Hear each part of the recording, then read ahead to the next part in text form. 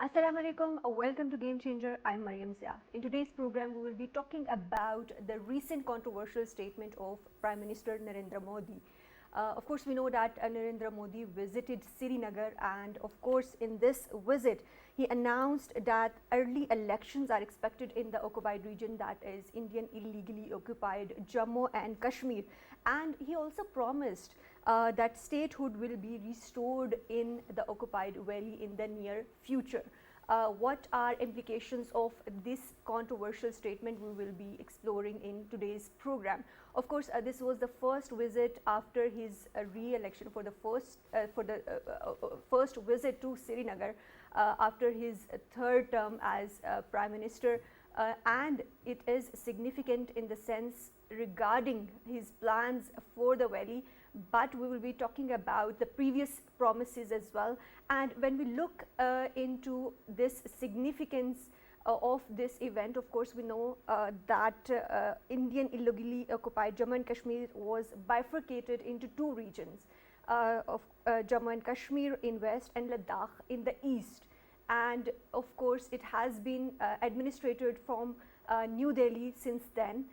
What it means for the region in future, we will be exploring in today's program.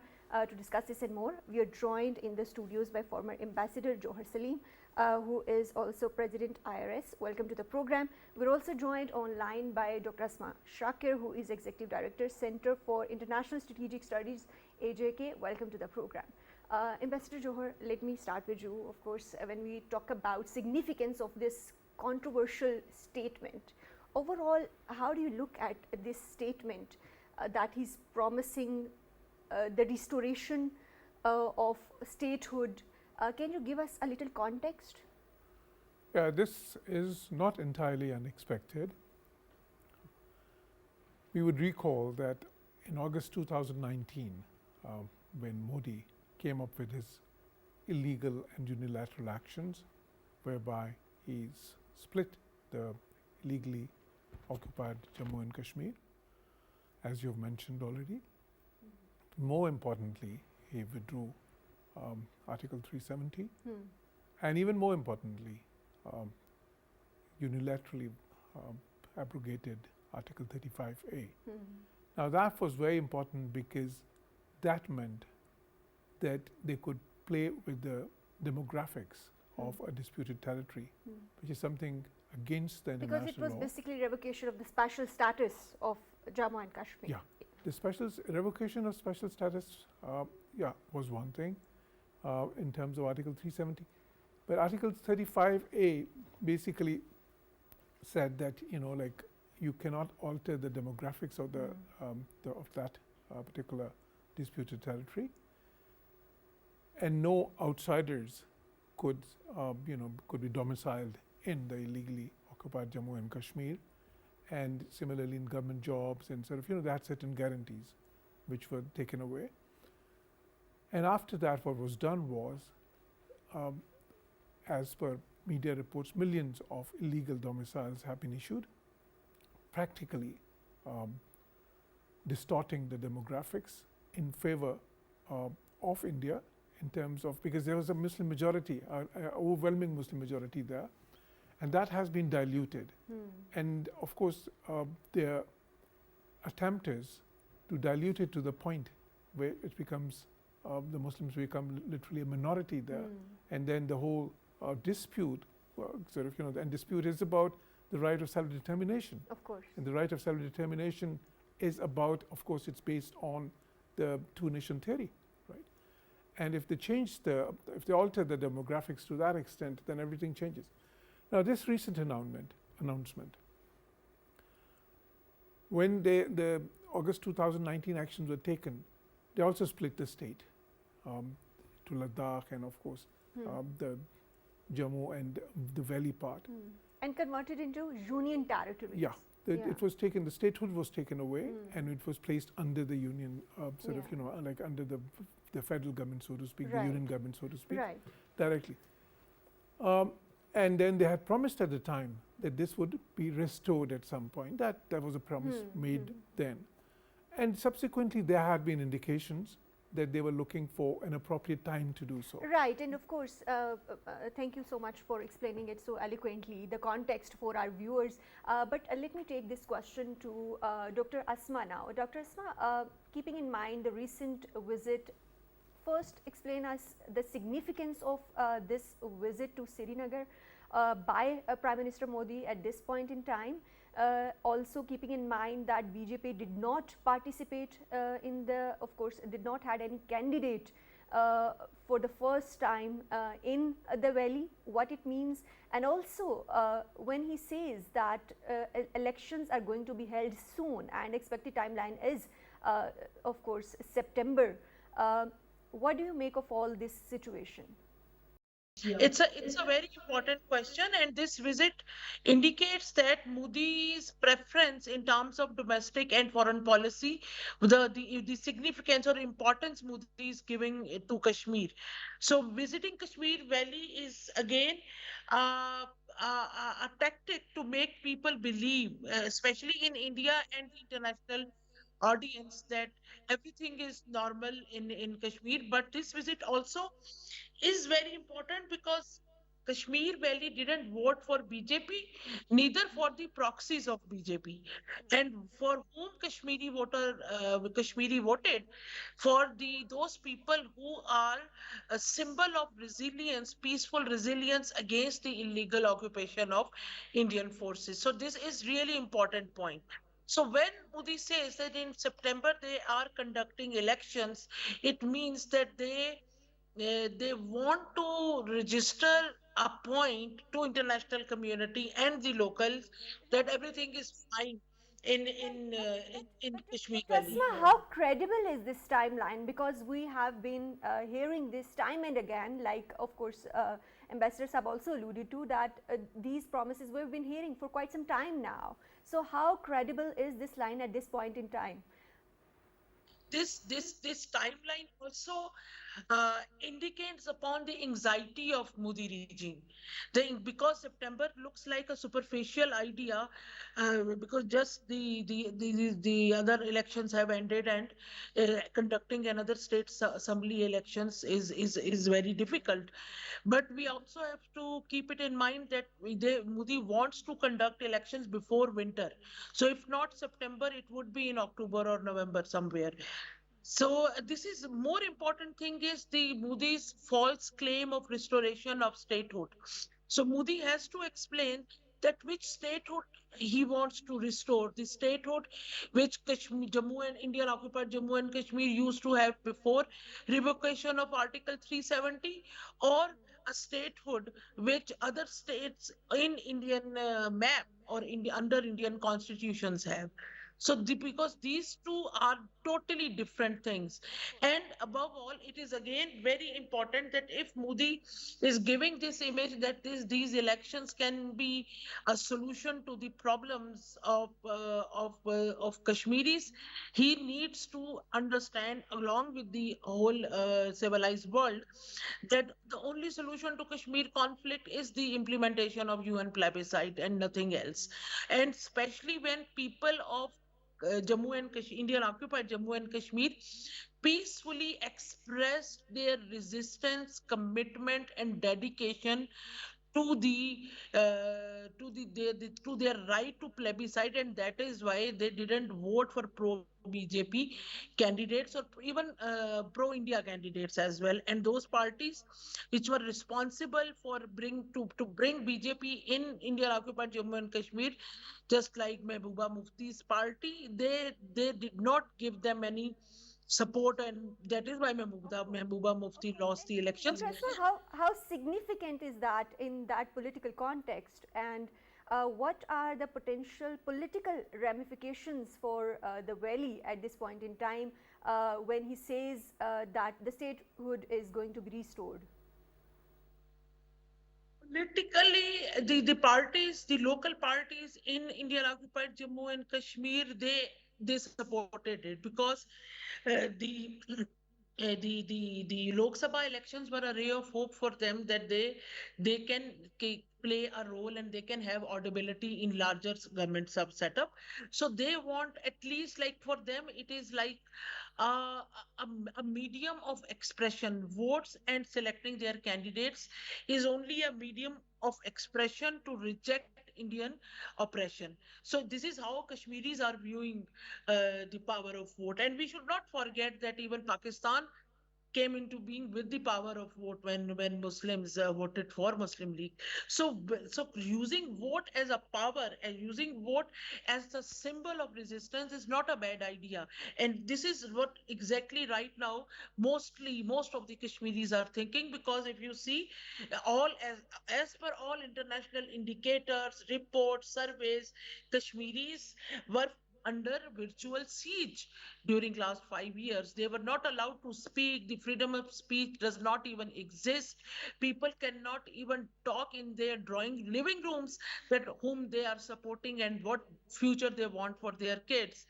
So this is what Kashmir was facing. I still remember when COVID-19 happened, Arundhati Roy said that now world is under quarantine, but this quarantine has been imposed on Kashmiris by India for last 76 years. So in this situation, the election activity is a medium of resistance where for Kashmiri people, where their names are not known, no one knows whom they voted for, but I think again, by giving September as the month of election in Indian occupied Jammu and Kashmir, Modi is playing a trick because they don't want to allow alternate voices or opposition parties to have enough time for their political Yeah, right. campaigns. But at the same time, Dr. Asma, we know that this was a binding by Indian Supreme Court decision as well, that this deadline of September Yeah. was set there. So that is also another context. But let me take this question to Ambassador Saab. Ambassador Saab, how do you view the reaction by the local political parties within the Indian illegally occupied Jammu and Kashmir, and also the reaction of course, the international community in response to these controversial statements? Well, this is nothing new. India has tried this multiple times before. They have been sort of stating before the world that this Jammu and Kashmir dispute is no more because elections have been held and people have spoken. This we have been hearing for since the last 70 years or more. But this does not really change the reality of the situation there.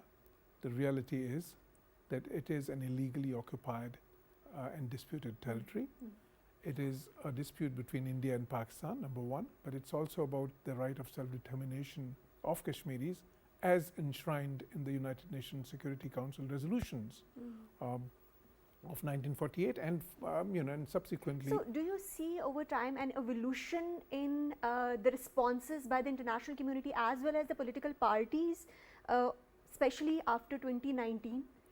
Yeah, the political parties, what we see already in the media, as per the media reports, some political parties there, in the illegally occupied Jammu and Kashmir have welcomed it because they were desperate to get anything that they, for instance, Congress, because they were not having any elections. At least their voice is heard Yeah, and at some point. And it's about the local sort of, the kind of government as well, that, they want to have a part of that. That's politics, what politics is all about. It's a play for power. Some other parties like Ghulam Nabi Azad-led alliance and others, they've also cautiously welcomed it. But there are others who have expressed total disagreement in terms of what it means. But the fact is that the Kashmiri population there, they are well aware of these type of gimmicks which have been happening for a long time. And the unfortunate part, okay, some of the things, for instance, Asma mentioned that whether, this would restore the sort of August 2019 status. I think that the Modi has already made that clear that it won't. Why? Because he said, I'm very happy to note that this now will happen under the Indian constitution, meaning thereby that special status is gone forever. So that point he has cleared And already. how do you draw parallels with other, of course, areas or constituencies within India or states that have the same protection or special status, and now this valley does not? Yeah, but with the worst, what they've done is, like, okay, they removed the special status, and like I said, more importantly, 35A, because that changes everything, and that is illegal, not just as per international law, but even as per, the United Nations Security Council resolutions on the issue, and even Shimla Accord, which was a bilateral agreement between the two countries. So all these sort of, like the understandings and the international law on that, was very clear that you can't change the demographics of a disputed territory, but they have violated that. They have violated their understandings with Pakistan. They violated their understandings with the Kashmiris there as well, which were given to them multiple times over decades and decades. That is one thing. But the other thing is what they've done is they've split that, into Ladakh and of course the other part, Valley and Jammu. Now the thing is, Ladakh in terms of territory is the bigger part, although the population is smaller. But in terms of territory, it's much bigger than the Valley, for instance, and even Jammu. So that is a very unfortunate aspect of it, because that's a nefarious design. Because as we all know, Jammu is, it's Hindu majority. Ladakh has both Muslim population, and other population. So, so it's all an attempt to do what? The attempt is to divide and rule, first of all, to basically divide it in a way whereby the Kashmiri voice could be suppressed. The second is, and that also he mentioned in his remarks in Srinagar, because he was inaugurating some development schemes there as well. And that is the other plank of his strategy. So the strategy is that on the one hand, suppress the voices by these type of illegal actions, and of course what we have done before, which is what? The curfew that had been imposed, the internet restrictions, the telephones restrictions, the jailings of the leaders, the worst type of brutal tactics that they employed there, which they have done for years and years now. That is one thing. But the other plank was to infuse big injections of economic investment in the region, in that particular region, so that people forget about that, because that would provide employment and opportunities and money. Right. But Dr. Asma, do you think that people will forget about that? And what about the continued debate on Article 370 and 35A? Is this debate going to continue? Because of course, like Ambassador Saab also pointed out, that this is of course clear violations of the international laws. What do you make of all this situation, and what are going to be political ramifications when we talk about the ongoing debate on Article 370 and 35A? First of all, when we study India and the trends of Indian foreign and defense policy, one thing is really highlighted, that Indian politicians, they play their cards over the game of interpretations. Here they use epistemological references to get away from any agreement or statement they have made. Here it is also happening the same, because for Kashmiris, revival of statehood means the position on which Indian occupied Jammu and Kashmir was before the revocation of Article 370. But here, when we say, when Modi says revival of statehood, he means that a state under the Indian Constitution, like all other 28, 27 states of India. So this is really important, which world needs to understand before applauding Modi's act as a commendable democratic move. Yes, it is a democratic move, but the Kashmiris are waiting for to exercise their democratic right to choose what future they want for their kids and themselves. So it is really important. And then definitely it would have, we have to, right now it is too early to make conclusions or assumptions. because we have to see that how Mr. Modi and Modi would conduct state elections and Right, and that's my how right. That's my next question to you, Dr. Asma. That keeping in mind the strategic importance of the region and also the ongoing security concerns within the valley, and of course the ongoing struggle for self-determination. How feasible are these elections and the timeline?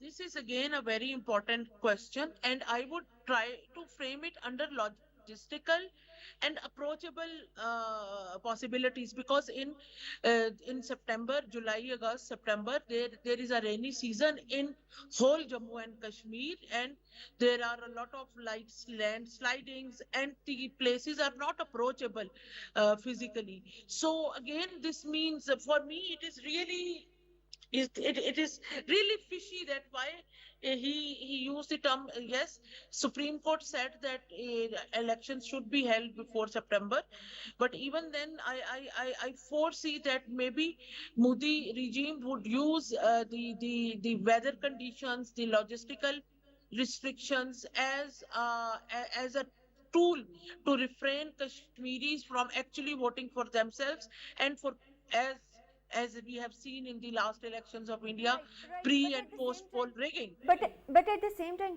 Dr. Asma, we know that Supreme Court has also set a deadline.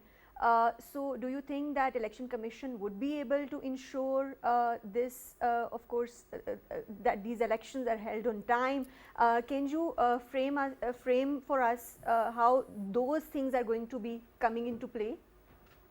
This again, this depends upon Modi regime, that how they would provide free hand to Indian Election Commission to come to Indian occupied Jammu and Kashmir and exercise their powers. So right now we have seen that the maneuvering of Indian institutions, including the Human Rights Commission and various other human rights NGOs, their maneuvering in Jammu and Kashmir is very limited, because Indian government doesn't allow them to move freely. Then that includes media, both international and national, and of course internet services.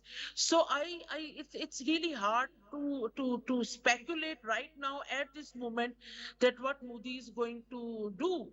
But the one thing is highlighted, that Kashmir is among the topmost agenda of Mr. Modi, and I was reading few articles where people wrote that if Modi has to revive the statehood, then why Modi revoked it at the first place? So we have to see that how Modi or BJP government would explain what do they mean by the revival of statehood.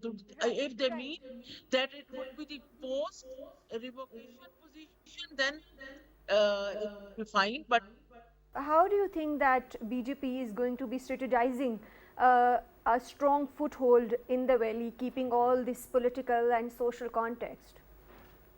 the Lok Sabha election results have proven in Ladakh, BJP could not win any seat. In Jammu, BJP won all two seats. And from Kashmir Valley, BJP was unable to win any seat. Or even they didn't have their any candidates. And BJP tried to gauge public sentiment and public's mood through the proxies. BJP supported individuals who were created by BJP as the potential leaders of Jammu and Kashmir, and all those puppet agents were strongly rejected by Kashmiri public, and they voted for people of their choice, which are not which are and all of those who won the elections in Kashmir Valley, they are in favor of revival of statehood of Kashmir before, on the position of before the revocation of Article 370. Anyone who supported the revocation of Article 370, or who was part of the process, or empowered, politically empowered during that time, he was unable to win a single seat in these elections. So we have to keep this in the mind. And I see that Modi maybe now this time try to use the demographic changes and see how they work for in favor of BJP, because we all know that through delimitation commission, through demographic changes, all these acts, by bringing people from India to come and live in Kashmir, and the way that's, and using it as a way to dilute the majority of Muslim population, they want to now see that what results it becomes. Because the internal security situation of Kashmir, Jammu and Kashmir, yes, after after being sidelined and suffocated for 76 years now, and losing their loved ones in by as a result of the atrocities of Indian Army, yes, there is an indigenous resurgence of armed struggle in Jammu and Kashmir, and we have seen in past few months there were several such acts of resistance by the Kashmiri youth to register their annoyance, to register their frustration against the collective punishments, out of proportion punishments by Indian army and military, and against the no ray of justice for Kashmiri people, because as we all know that Indian military by constitution through law is not answerable for committing any war crime in Jammu and Kashmir because of the black laws implemented by Indian regimes in the valley. So this is really an alarming situation. So yes, these this revival of armed struggle we have, as we have seen, that would be also an important issue which Indian government needs to consider, that how they would conduct with the logistical limitations, with the weather That remains a conditions, and key question. The security and the logistics remains a key question, but at the same time, Ambassador Saab, when we talk about a restoration of statehood, what it means for people actually living there with all the black laws and coming and restoration of the government, what are the social and political ramifications for daily lives for people in the valley? Well, the Kashmiris have been living under tyranny for a long, long time. And we know the type of freedom they enjoy. We know the type of political rights they enjoy, because they don't. They had been waiting for a long time for the right of self-determination, which seems to have become even more elusive now with the actions taken in August 2019 and in the aftermath of that. But what we have seen in the recent elections, the recently conducted the union elections, the voting percentage was slightly higher. In fact, it was much higher than the last elections in 2019. It was about 36%. In the 2019 elections, it was just 14%. The highest that they had was in 1996, which was 40%. So now, so that trend shows you what people are thinking. What they are thinking is this, that we are not going to have this right of self-determination anytime soon. That is their dream, and that is their eventual desire, of course. But because there could be a long interim to that, and they have to live as normal human beings, so they would participate in the process, in the political process, and just to vent their frustrations. Of course, and what kind of course, changes in the local governance could be expected, or what are the expectations of these locals when we talk about restoration of statehood? Well, first of all, restoration of statehood means that, first of all, you'll have the elections, you'll have the state parliament, and then you'll have a state government. That means, of course, a lot of people from the state would become ministers, and then they would be heading the departments. So in that way, the participation would increase in terms of what is happening in administering the state. But that would be very limited, because India has always ruled the disputed territory. from the center. The rest has been a facade. You know, the state governments, we know, had always limited powers, and and they had been dismissed very frequently. Often, there have been times, long times, where it had been directly ruled from the center. And what their attempt is, this time the BJP said in the union elections, they said they did not participate directly. And that was first time since 1990 that they did not. They said they would support the regional parties. I'm talking about the valley itself, and in terms of the regional parties, the important parties, they are basically National Conference and PDP. So these are the two mainstream parties there. But both these parties are fighting for what? They're fighting for revival of the semi-autonomy that they had, because of Article 370, and even more importantly, 35A. Because 35A is not just relevant in terms of the dispute, the Jammu and Kashmir dispute between India and Pakistan, and as per the UNSC resolutions, but it's also important for the local population, because it means that the key jobs in the state would not have gone to outsiders, because that was also inbuilt in Article 35A. But now that safeguard is no more there. So now they are being ruled totally by the center. At the administration at all levels is basically like represents the basically the Modi government. So the state, if they have the state elections, one tier would be added, whereby some more people sort of like from the area. So do you think this would make lives of people living over there a bit easier, and normalcy would be restored in the valley?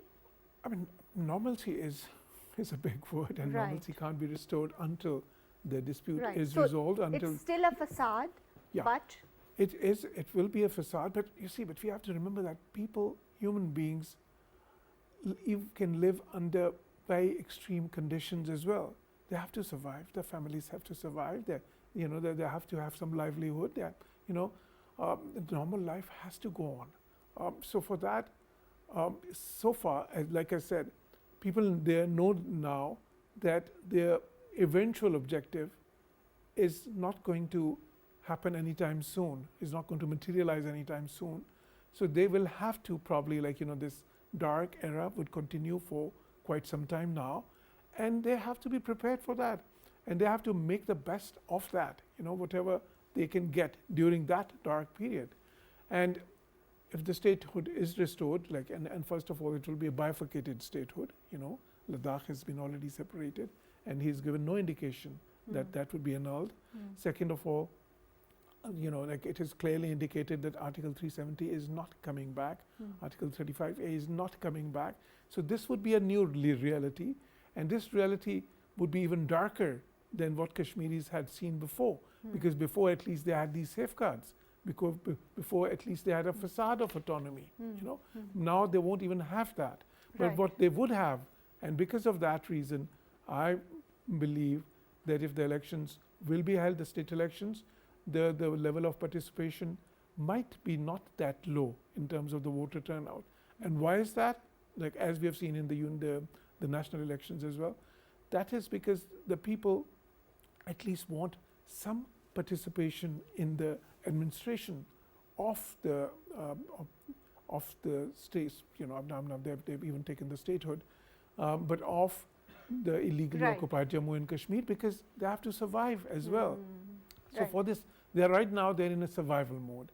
But and for that, they need whatever they can get in terms of sort of any participation in the administration, in the various processes of the of the government there, no matter how much sort of devoid of utility they may be. Right. So, of course, with this facade of autonomy and even darker times ahead that, of course, Ambassador Saab has also alluded to, Dr. Asma, how do you view the role of UN and other charters on Kashmir, keeping in mind all these developments that are going on? See, right now in Geneva, I think there is the summit of Human Rights Commission is taking place. They are regularly issuing their reports and concerns on the human rights violations in Indian occupied Jammu and Kashmir. But the problem is that India is no more bothered with what international community thinks, whether it is the poor human rights record under Modi regime, or it is the poorest democratic indicators in India, or it is the issue of corruption or cross-border terrorism, state-sponsored terrorism, killing, extraterritorial killings of political opponents. So they are not listening to what international community wants Right, them to right. communicate Definitely. So to Asma, I them. want to ask you, As recently, right, the Australian. at the same time, I want to ask you that how concerned is UN when we talk about the impacts or ramifications or implications post, of course, abrogation of Article 370 and 35A in the Indian illegally occupied Jammu and Kashmir. How do you see Yeah. the response so far? Because India remains unbothered, but how concerned is UN in all this? Yeah, here it is really important to understand that whatever India is doing in Indian occupied Jammu and Kashmir, that does not affect, harm the legitimacy of UN resolution regarding the plebiscite in Jammu and Kashmir, and that is why for last 76 years that resolution is still on the agenda of UNO, UN Security Council and General Assembly, because UN does not consider any act by Indian government, any tactic by Indian government as a substitute of plebiscite. So that when we ask that what UN thinks about it, we have to understand that what UN thinks, that is manifested in keeping the resolution about plebiscite in Jammu and Kashmir at the agenda of UNO, and not considering any Indian act or any Indian tactic as a replacement of the conduct of plebiscite. So this is really important today. Even like the UN peace observers are there in Kashmir and in Iiojk, and to observe if how things are going in Jammu and Kashmir. So that is definitely what UN thinks, that they have manifested clearly. So it is only Modi regime can fool the Indian public, or some international community for who consider economic benefits or economic leverages, dividends more important than peace and security and human rights. Right. And the Right. Right. And Ambassador Saab, what kind of international pressure could be applied to India regarding the current situation, especially after 2019 policies of India in Indian illegally occupied Jammu and Kashmir? I think the international pressure was there since 2019. We saw that after decades, the matter was discussed at the United Nations more than once, which had not happened since 50 years before that, or close to that. Secondly, I saw during that period from 2019 to 2023 up to 24, there were so many media stories, there were so many statements from world leaders, from parliaments, from human rights organizations, from international fora. So that was there. But it's very unfortunate that India has always disregarded that pressure. And what it allows India to disregard that pressure, we all know, is its economic prowess and the fact that it has a certain importance in the Western strategy, the Indo-Pacific strategy, and sort of the international chessboard. So because of that, it has been flouting not only the United Nations Security Council resolutions, but also resolutions by a lot of other bodies, for instance, OIC, for instance, human rights. And what kind of future interventions can we expect in this regard? Well, Pakistan has very categorically stated time and again that we will continue to extend moral political and diplomatic support. And what about the international Kashmiris. community and human rights organizations? Yeah, and that is part of that. Basically, Pakistan would consistently endeavor to apprise the international community, particularly the United Nations, the important countries, bilaterally as well as multilaterally, and keep on calling upon them to issue statements, to make it a part of their agenda whenever they have any interlocution with India. And it happens, because when I was ambassador to countries abroad, such as Germany and Italy and other countries, they would always tell us that in their bilateral contacts, they would mention what was happening there in the Indian occupied Jammu and Kashmir, and call upon India to desist from the human rights violations there, as well as many countries would call upon India to abide by the United Nations Security Council resolutions or the international law, and the international law in the matter. So that happens. I mean, certain countries have a more sort of slightly more nuanced position on that.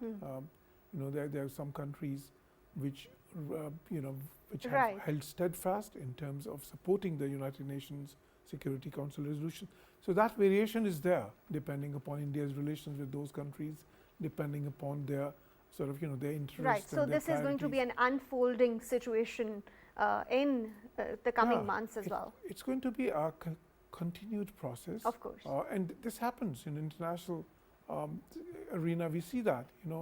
Look how much time it took for the apartheid to disappear from South Africa. How much time did it take for Germany to be reunited again? How much time has it taken for the Palestinian issue to evoke the world's conscience? Right. So I think these are issues which where we have to have a long-term perspective. Right. Right. Because we cannot really expect any dramatic change in the situation in the short term. Right. But in the long term, it's another matter. Right. Thank you very much, former Ambassador Mr. Jauhar Saleem, President IRS, for joining us in today's program. Thank you very much, Dr. Asma Shakir, Executive Director, Center for International Strategic Studies, Iiojk, for joining us in today's program. Of course, in today's program, we discussed about different dimensions of course, Modi's visit to Srinagar and his controversial statement regarding restoration of statehood in Indian illegally occupied Jammu and Kashmir. Of course, the time will tell how this situation is going to be unfolding and what it means for the regional peace and stability. That's all from Game Changer tonight. Take care. Allah Hafiz.